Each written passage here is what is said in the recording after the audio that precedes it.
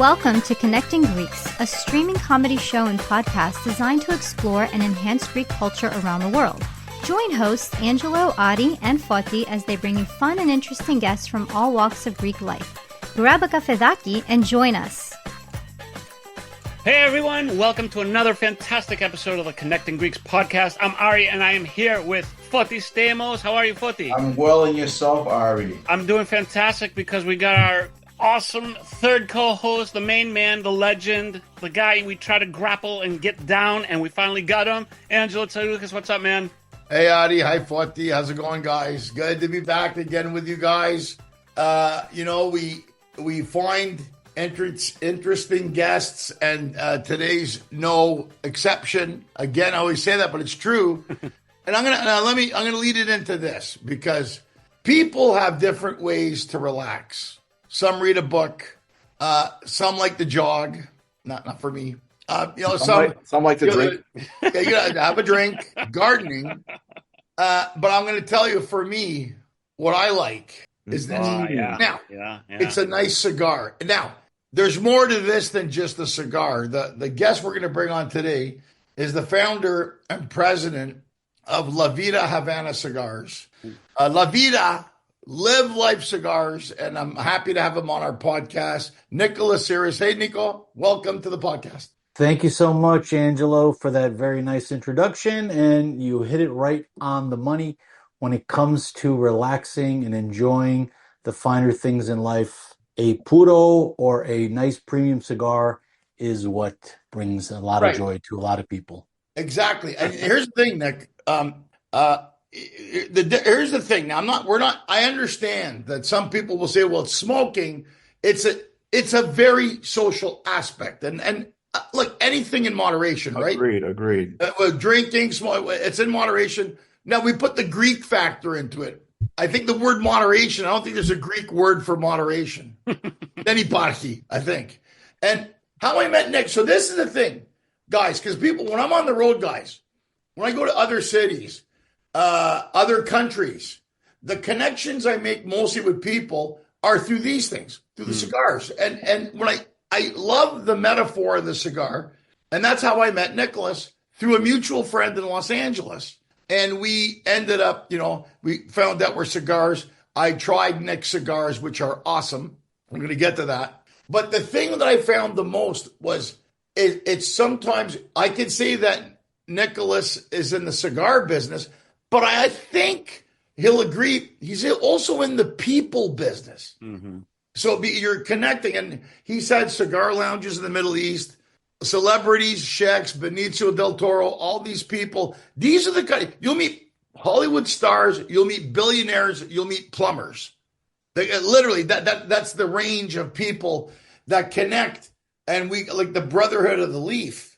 And Nicholas is Greek American and created the company. So, Nicholas, enough of me yapping. Tell us how you got into it, how it started, because I love the story. Well, the first thing I got to say is, you hit upon what is my favorite quote about cigars, and that is that the cigar is the great equalizer.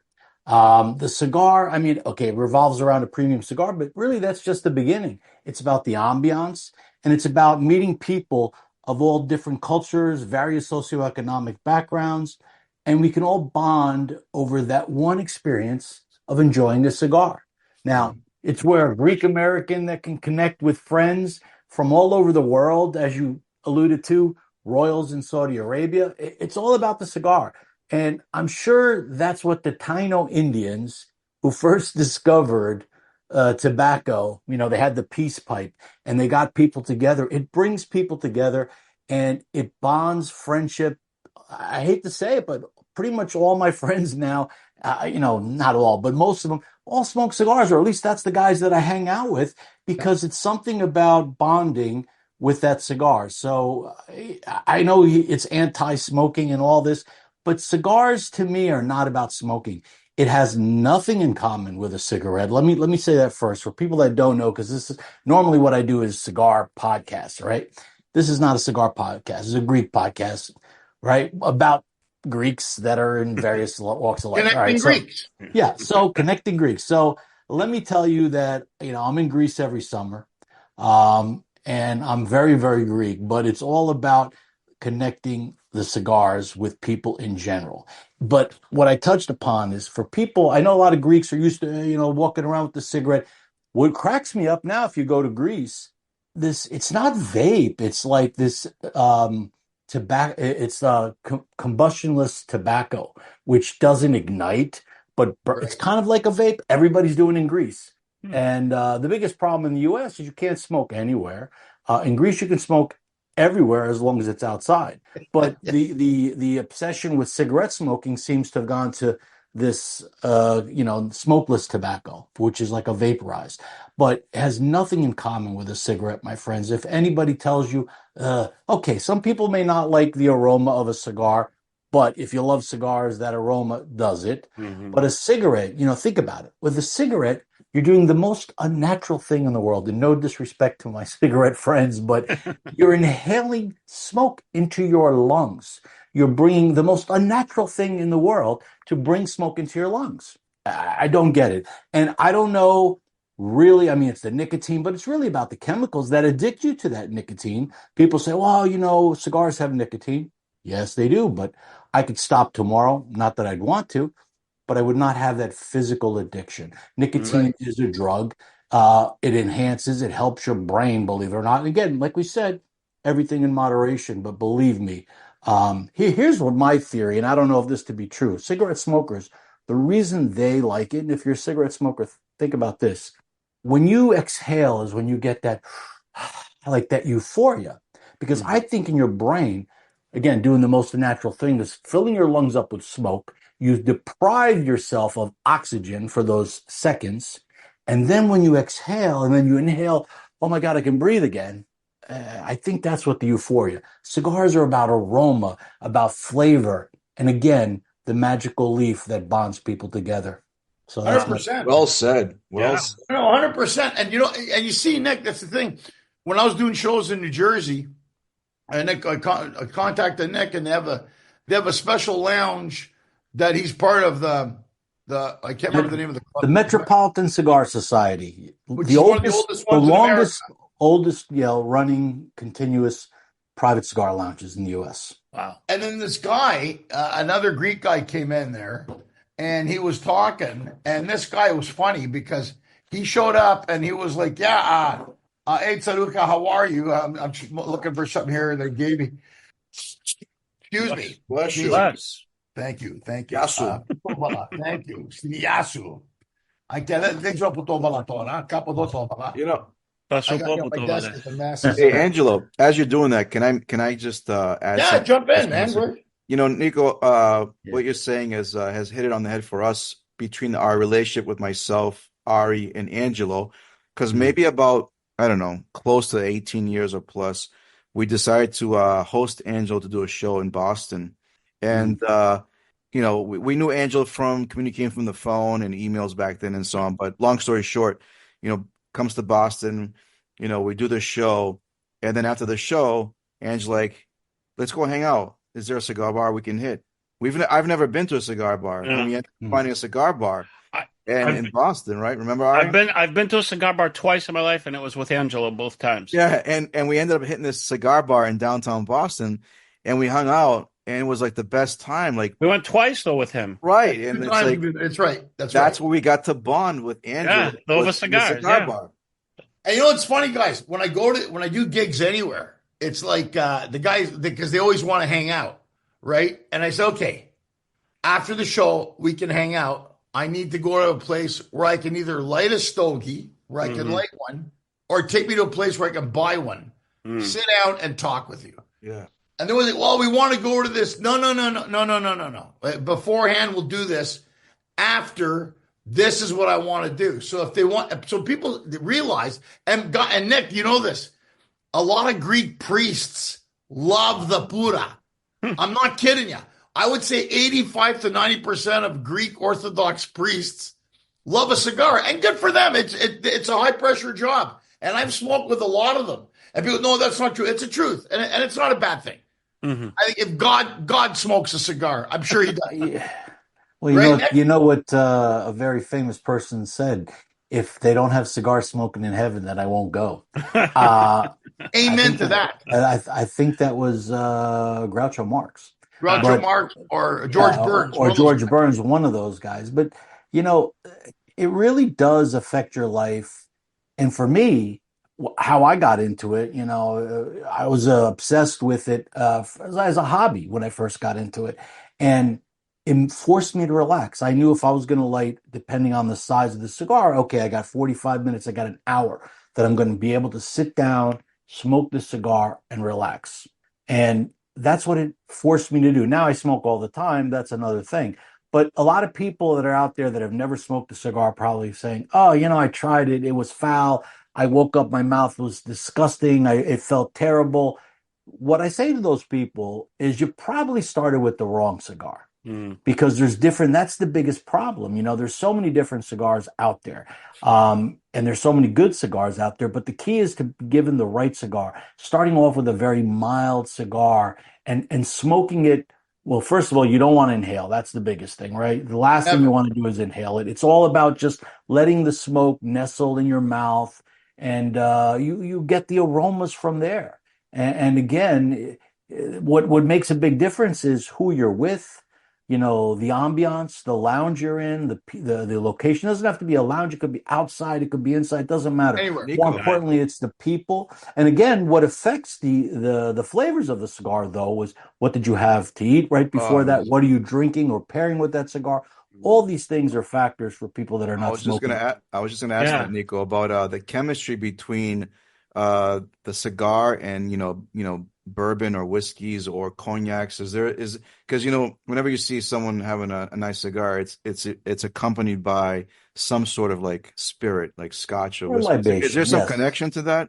Absolutely. Depending on, I mean, but it doesn't have to be an alcoholic beverage. Believe it Oh, or not, anything can pair with a cigar. Again, the right flavors with the right pairings, and they do all kinds of tests, and they do these events where they'll pair a specific cognac, scotch, rum, with a cigar, and it enhances the flavor. It's really the energy of both cigars that kind of mesh together and become one, and it just enhances it. It's like mm, 2 times 2 doesn't become 4, it becomes 400 because it Mm. enhances both flavors. So it really is important. But I like to have, Diet Coke. I got into this kick with Greek Diet Coke, which coffee. is Kevin. Greek Oh, coffee is I good. love. Yes, very I'm a good. big espresso guy, and going in Greece, that's the other thing I love. Outside in Greece, man, you can have Right. your espresso anywhere, and you can smoke a cigar. And I'm always very cognizant when I'm outside or smoking around to not offend people.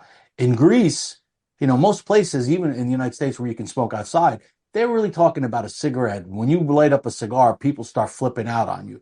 In Greece, I'm like, is it okay if I smoke this cigar? Well, you see an ashtray there, don't you? Well, I'm like, What a Greek yeah, answer. but like, yeah, it's a typical, and I'm like, oh, and they don't bother you, they don't care. I love that. I hope that doesn't change, but things are changing Well, slowly everywhere. Nick, when I was in Greece, good point, Forty. I was at a taverna, I think it was Rhodos. I think it was τι θες να πεις, εγώ ένα διπλό μέτριο, Greek coffee. And he sees me pulling out my stogie. He comes, and this is the difference, and Nick's right about that. He comes over with an ashtray, puts it on the table. No, Yeah. no, you teacup knees, you teacup, none of that shit. He did it like that. But Can, can I ask just a couple of? Sure. I'm not an expert by any means. I'm a total newbie, but just That's all right. some I'm stuff here that to like enlighten and educate. right. Go So ahead. just a couple of questions. Yeah.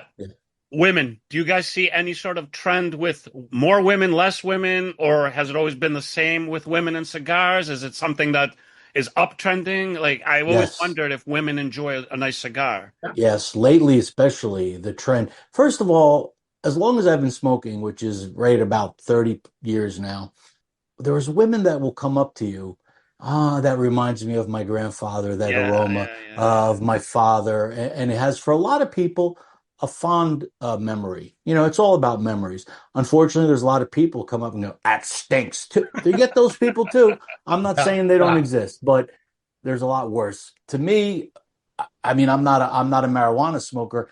I don't care for the smell of cannabis. And you go into the city today, right? Where you go over through the tunnel or the bridge, man, that's all you smell. And you can smoke that True. anywhere, but True. God forbid you light up a cigar. I don't want to even touch that. But to get to your question about women, it's a big trend actually in the last few years. They formed all these, they call it Sisters of the Leaf as opposed to Brothers of the Leaf. It's a big trend, groups. Listen, lounges sometimes can be a little bit misogynistic. They're a little bit men oriented. It shouldn't be, and if a woman should feel welcome to walk into a lounge or a store to buy, because it's not, it shouldn't be a sexist type of thing. But generally, cigars have been, associated with, white old men. You know Yeah. what I mean? But now, you have the Black American community that's really embraced it, and that's become a big market for cigars, and also women. It's growing very, very, I mean, slowly but surely, and I like to see that. Oh, that's awesome. That's awesome. It's And true. then, Oh, sorry, sorry. just one more question. One more. So somebody who doesn't know much about cigars, but I've always heard Cuban cigars are the best cigars. Is that like a legend, or is that rooted in reality, or is that something that has been changing because there are cigars that are getting better that aren't Cuban? Or am I just All, totally off? all the above. Everything you said is true. Is it legend? Yes. Why is it legend? Everybody wants what they can't have, right? Good Because point. Cuba is still kind of someplace we can't go and we cannot buy Cuban products. Because we can't have it, all of a sudden the forbidden fruit becomes Mm, more desirable. good But point. does it have great tobacco? Absolutely. It's a very unique taste. And you have to remember that 90% of the world outside of the US used to only smoke Cuban cigars. And they used to view anything that wasn't a Cuban. I've seen this over the last, 20 years that I've been in this business. It's like, oh, that's a fake cigar. It's not Cuban. Well, it's not fake, just because it doesn't have Cuban tobacco. I'm talking about overseas. And then they went to, oh, everything was Dominican. Now it's getting a little bit more trendy. They're calling it New World because the old world being Cuba was the birthplace of cigars, the birthplace of tobacco. And yes, the other part of it is other cigars have gotten so much better. When everybody was forced to leave, the Cubans that were in the tobacco industry, most of them left right after the embargo. When they came to the U.S., they went to Dominican, tried their hand there. Now Nicaragua has become the new focal point of where cigars are being made. But in the beginning, they were figuring it out because they were using the formulas from Cuba. But every Oh, country is different, every leaf is different, and there's so much involved. I don't know if you ever heard the term, but it takes 300 hands, touches to make from seed, to actual shelf. It's a tradition, old school, everything. There's no machines being used. If anybody knows the cigar rollers that are rolling the cigars, the fermentation process, the aging, there's so many steps. If anybody does know, there's a lot of information out there on YouTube and videos, and by all means, ask your local tobacconist. It's a huge. I mean, we can go and talk about it for a long, long time. I do seminars on this type of thing. But what I will say is the non-Cuban cigar now has come to the level. And is it, people go, well, now Cubans aren't that good anymore, this and that and all this. Look, I'm not going to get into the debate of which is better. But I will say this: Cuban cigars have a very unique taste that cannot be duplicated. You can come close, you can have the essence, Cubanesque, they like to call it, but no, the Cuban leaf is different. And it's not about the seeds. A lot of people go, oh, this is Cuban seed. No, the seed has nothing to do with it. It's all about the soil. mm, It's all about where it's Oh my. planted. Yeah, and they use natural fertilizer. And it's funny because to turn it around to the Greek thing. My parents, my grandparents were all tobacco farmers in Greece. okay. Ah, And, the Metastremata, Takapna. And I used to go back every summer as a kid and I used to help sort the leaves and this and that. Now, my parents, I don't know about most Greeks, I would think, and Andrew, I loved the joke about the president that became the Greek that became president, and then, hey, but his brother's a doctor. a Well, doctor. I was told since the age of I can remember You're going to be a doctor. You got to be a doctor. I was supposed to be a doctor and nothing else. Nothing else I did. I've been an entrepreneur my whole life. My dad wasn't really a happy camper with that because I was supposed to be a doctor. All my Greek relatives that live in Greece, guess what? They're all doctors. I broke the mold. I came here. I didn't become a doctor. But it's still, I believe, in my blood. You know what I mean? And now the kapna and the stuff they grow in Greece, it's what they call negro tobacco, black tobacco, but it's not the same level. It's more for cigarettes. The tobacco that is used in cigars is another level. And from what country it comes from makes a difference. And that's what imparts the flavors. And then it's all about the blending process. And it's like, it's like a cook. He makes a blend of something. And that's why you can have something mild with these types of flavors and those types of notes and versus something that's very peppery, strong. And, so you have the full gambit. So there's a lot of great cigars out there to try. So, Nick, who was the guy when we were sitting in your lounge that gave me this? I want you guys to see this. Yeah, it's an last cigar band. And I was sitting there, and the guy goes, "Hey, you're Nick's friend." I think he was Italian, that guy. Yeah, his name is Dominic. He's one of my dear cigar buddy and friends. And here, guys, he gives me this Elas brand, and I kept the. How was it? It was a cigar. I'm saying, was it good? It was good. I smoked it. I kept the because I thought this is interesting. I've never seen that. And it's interesting. This guy right away, because he sees me talking to Nick and we're Greek. I didn't say nothing to the guy. His Nick goes up. He goes, "Here, this is for you." And he hands it to me, this Elas cigar. Greek. I was making them. Awesome. There's not many Greeks in this business. There are a few. I will say that. There are a few. There was a brand out there called Zophos, which is the short blade that the Spartans used to carry.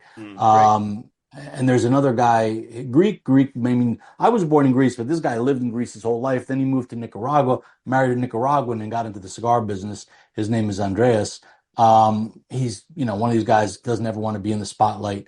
But he makes pretty good cigars himself. I really like his stuff. And then there's me, and there might be some others. There's definitely a lot of shop owners.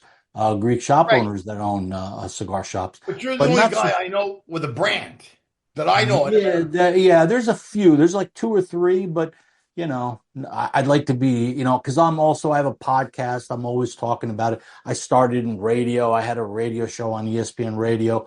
And now I do a podcast called Simply Stogies, which is all about cigars. We interview all the different brand owners. And I like, spreading the gospel according to tobacco. And it's enlightening. And I think it's something, any hobby, the more you know about it, the more you want to do it, the more it interests you. And that's just my personality. What I first, I remember look, I didn't smoke cigars when I was even in college because somebody gave me some crappy cigars. And I'm like, what is this? But the first time somebody gave me something that I was like, oh, wait a minute. That's what we call in the industry your first aha moment. And then when you're going, okay, I get this.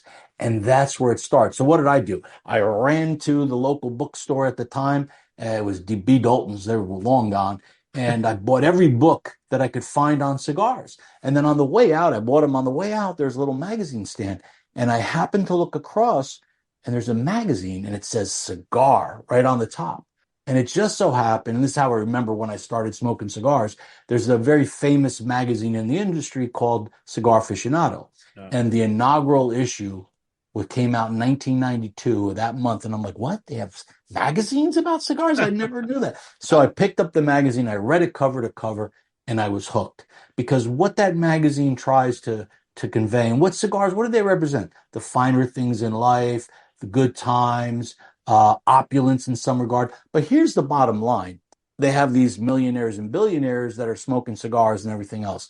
And you could say, hey, listen, they may have big yachts. They may have all the finest exotic cars. But you know what? I can smoke the same cigar that they're smoking. Mm-hmm. The cigars now, they've gotten pretty expensive. There's some cigars. The real range is, from $12, $13 on the low side for a good premium cigar, all the way up to 20, 30, 40. There's $100 cigars now that are becoming kind of somewhat popular. And then if you talk about those Cuban cigars, now those are going for $800, $1,000.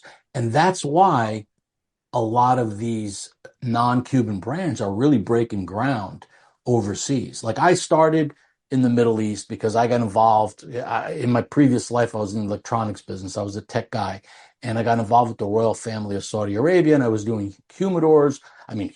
I was doing theaters and multi room systems and all that.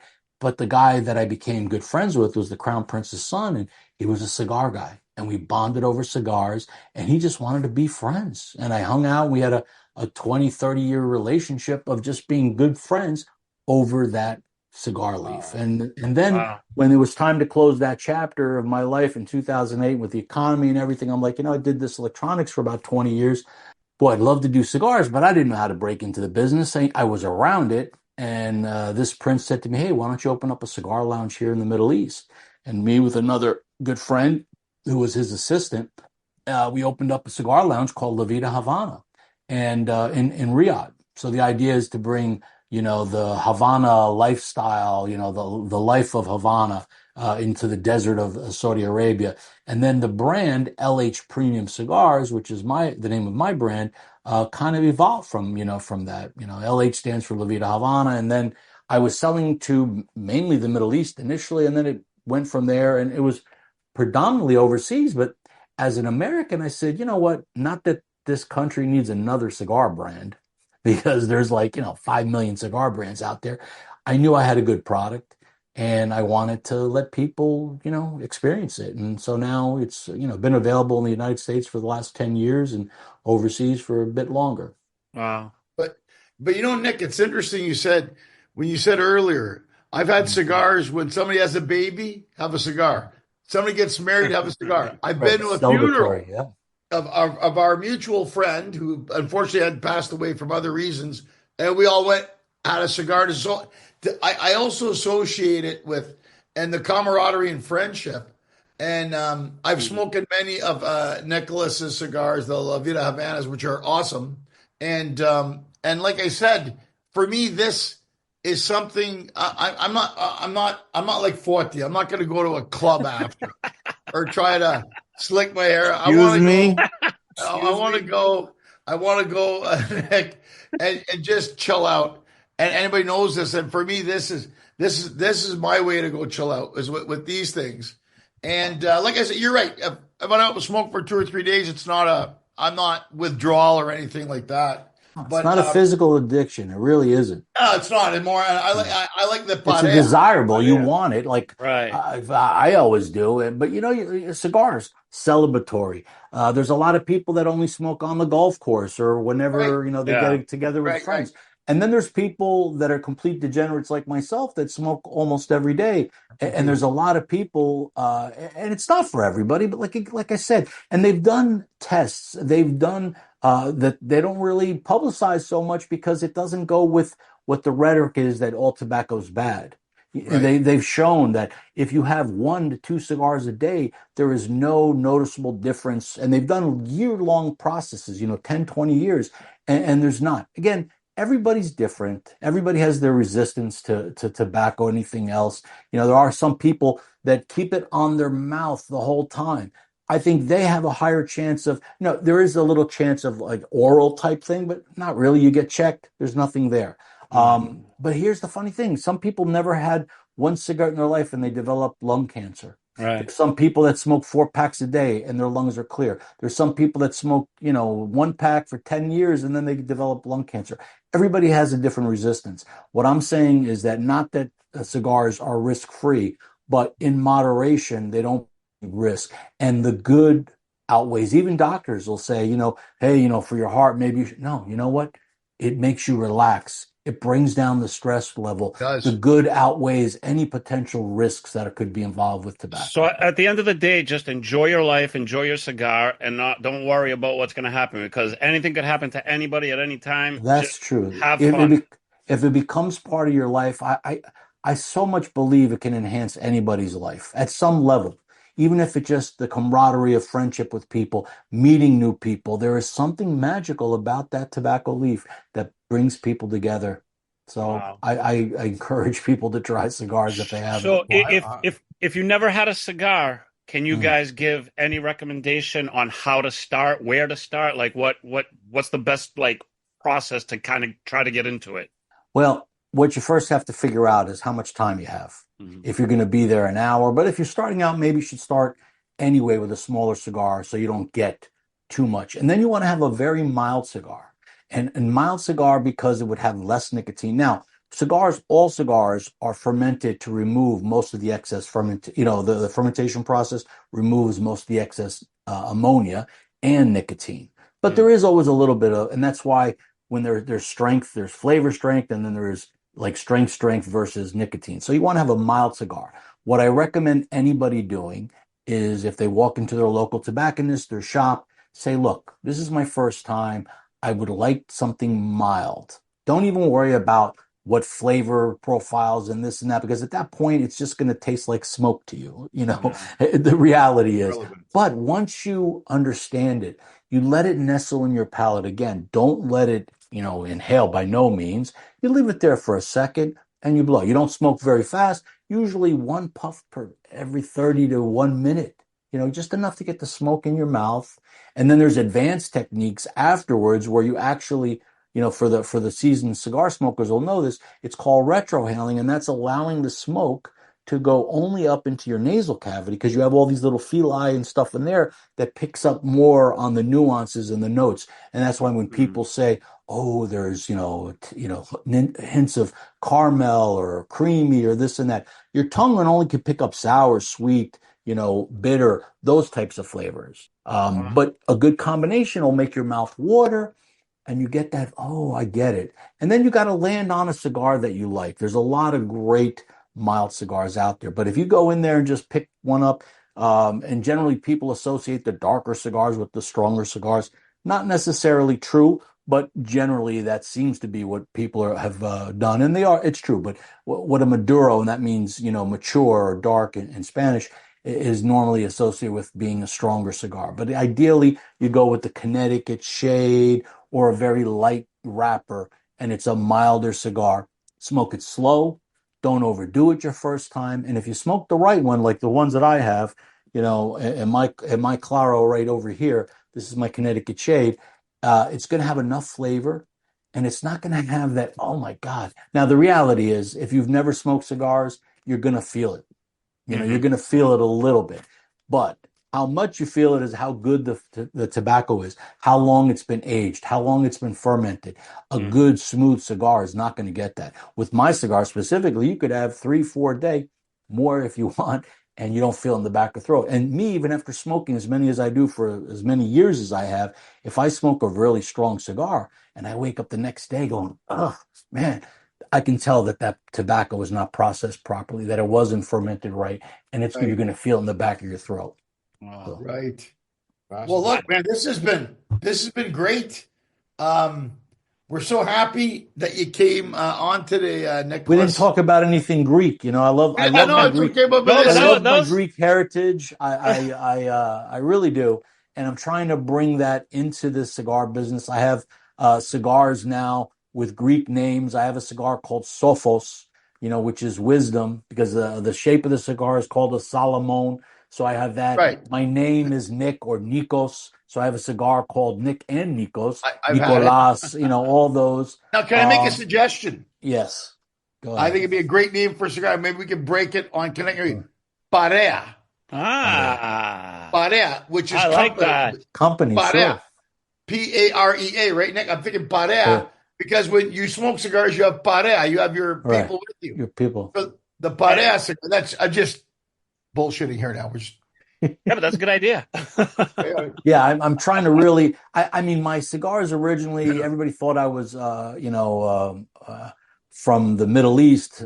When I'm Greek, I could pass for Middle Eastern, I could pass for Cuban. As a Greek, we fit to many different roles. But I always want to bring, the Greek ethnicity. And it's funny because my last name. When my parents came to the United States when I was 2 years old, my name used to be Syris Statidis, which was 12 letters long and a little bit difficult for the non-Greeks able to pronunciate. So when I got into business, when I was like 17, 18 years of age, I changed it to Syris, Syris. And what I love about that is it still sounds Greek. People will go, oh, Syris, is that Greek? Oh, why, yes, it is. This way they remember it. And at the same time, I lopped off 7 letters. My dad wasn't so happy, but Yeah. I'm not trying to hide the ethnicity. I'm actually trying to promote it. And How about especially this cigar, Nick? The Hadzi Papa Constantinopoulos cigar. That fucking band will go around 4 or 5 times. Papa Vermopoulos Damastopoulos. Yeah, there's more letters in a Greek name than we know what to do with. Well, look, this has been great, Nick. Thanks for coming on the Hey, podcast. thanks for having me on, man. Anytime. Oh, for sure, man. I told you I Gotta do wanted it to come again. on, and we Absolutely, smoke again. anytime.